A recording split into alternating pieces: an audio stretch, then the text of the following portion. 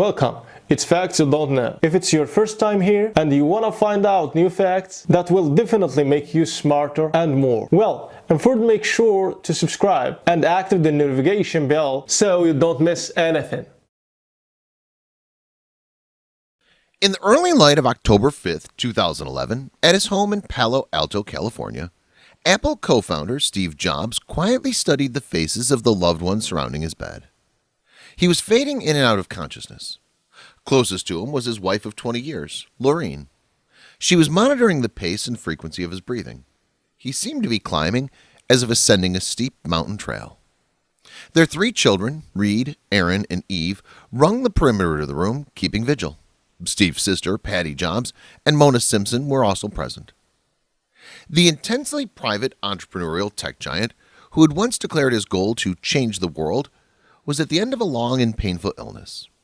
Originally diagnosed with pancreatic cancer in 2004, Jobs had suffered and bravely managed a myriad of health-related complications over the course of 7 years.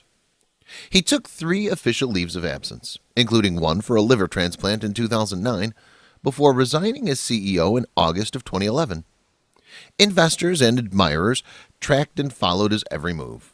Paparazzi camped outside his home and in the bushes of medical office parking lots, hoping to catch a snapshot of the ailing Silicon Valley titan.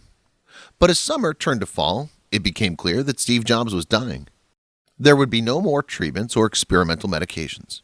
He was homebound, too frail and weak to venture outside the British country-style house on Waverly Street. Knowing the curtain was falling, a small number of Apple executives, all from his inner circle, many of whom were Christian, began making regular trips to the Jobs residence. Naturally, business was always discussed during these meetings. According to those present, Steve would light up whenever a new project or company challenge was put forth for debate. But those closest to the Apple guru, speaking on condition of anonymity, would later say that during these final visits, Steve was more interested in talking about religion and the afterlife than software and technology. He was unsettled. He had questions.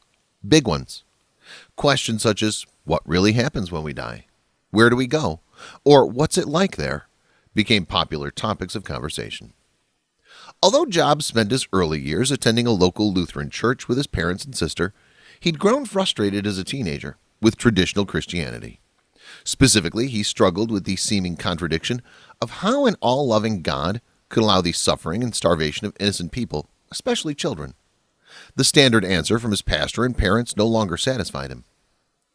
Steve Paul Jobs was born in San Francisco on February 24, 1955, to Joanne Carol Scheibel, a University of Wisconsin graduate student.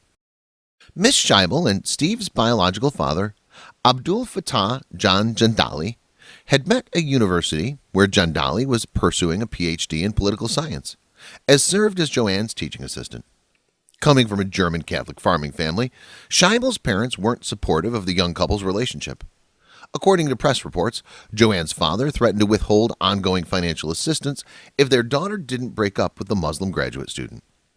Miss Scheibel's father was dying, and she didn't want to upset the family.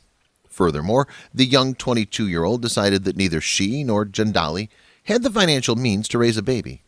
And so, Joanne Scheibel decided to make an adoption plan for her unborn son. In early 1955, just months before she was expected to give birth, Joanne Scheibel left Wisconsin and moved to San Francisco to be cared for by an obstetrician who quietly ministered to unwed mothers. This doctor would deliver the baby and then work with the birth mother to find suitable adoptive parents. At the time, as was customary, all the adoptions arranged by the doctor were closed, meaning that neither party knew or would ever know one another. In selecting an adoptive family, Joanne had one main requirement. She wanted the family to be college educated. The couple was quickly identified. They were Catholic. The husband was a lawyer and the family was wealthy. However, the couple changed their mind after Steve was born. They wanted a girl. It was time to find a new adoptive couple, and quickly. Paul and Clara Jobs were married in 1946. Shortly after, Paul was discharged from the Coast Guard after having served in World War II.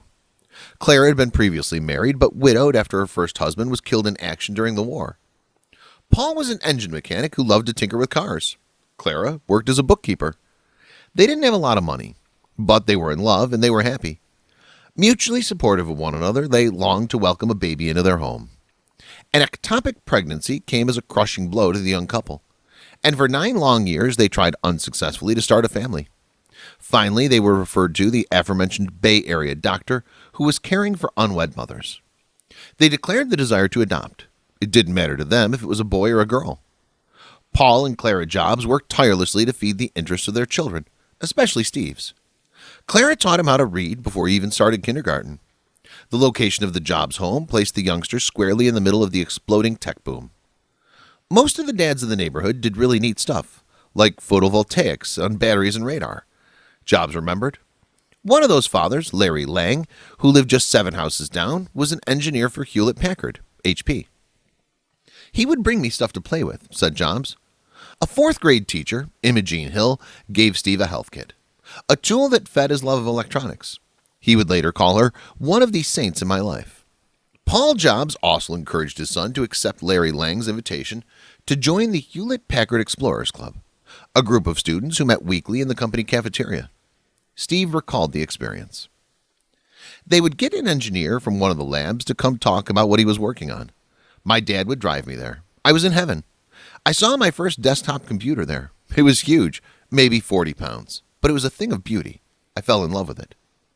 Steve Jobs' biological parents, Joanne Scheibel and Abdul Fattah Jandali, married shortly after Steve's adoption. They divorced in 1962. The marriage would result in the birth of another child, a daughter, the best-selling novelist Mona Simpson. It would take 20 years before Steve and Mona eventually met, but they quickly forged a powerful bond.